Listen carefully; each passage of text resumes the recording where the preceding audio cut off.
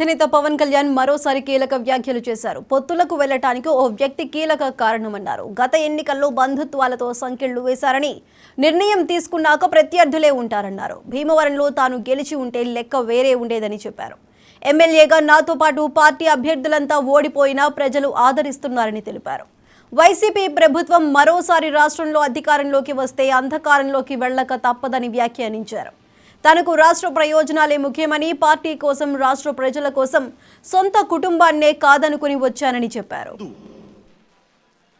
బంధు సరైనవాడా? భీమవరం కూడా నేను కోరుకుంటుంది. ఇప్పుడు దాకా నేను నోరెత్తలేదు, ఇప్పుడు ఎత్తుతున్నాను.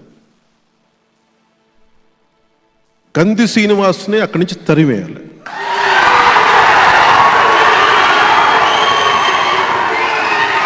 మీలో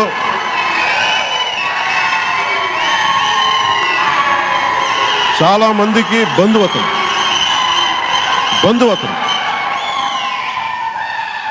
చాలా మందికి అతను బంధు సరైనవాడా? కాపు కులస్తుడే సరైనవాడా? కాపు కులస్తుడే మంచి చేసేవాడా? కాపు కులస్తుడే సమాజానికి అండగా ఉండేవాడా? మరి అలాంటి వాడిని ఎలా వెనకేసుకొస్తాం? మన బంధువు అని చెప్పి, మన కాపు కులస్తుడు అని చెప్పి ఎలా వెనకేసుకొస్తాం?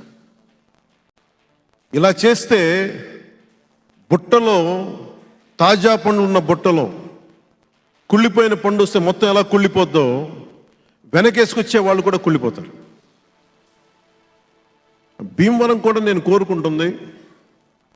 ఇప్పుడు దాకా నేను నోరెత్తలేదు, ఇప్పుడు ఎత్తుతున్నాను.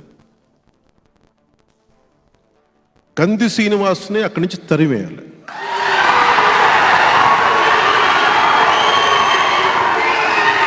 మీలో